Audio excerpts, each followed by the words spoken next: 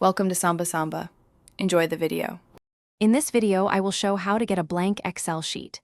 First, launch the Microsoft Excel application on your computer. Once it's open, you'll typically see a start screen.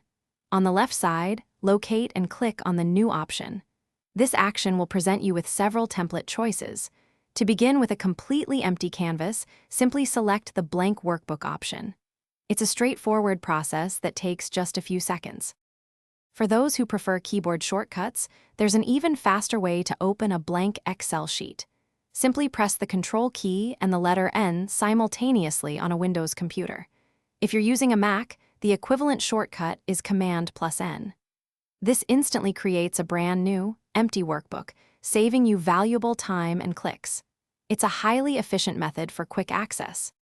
Once you have your blank workbook open, you'll notice it starts with a single worksheet, usually named Sheet 1. This sheet is a vast grid, offering over 1 million rows and more than 16,000 columns for your data entry.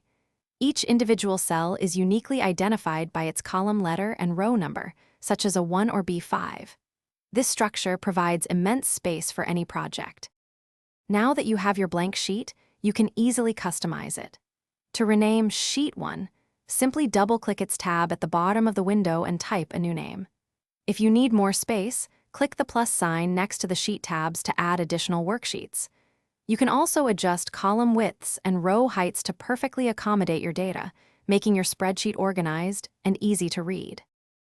Thanks for watching. Consider subscribing if we helped you.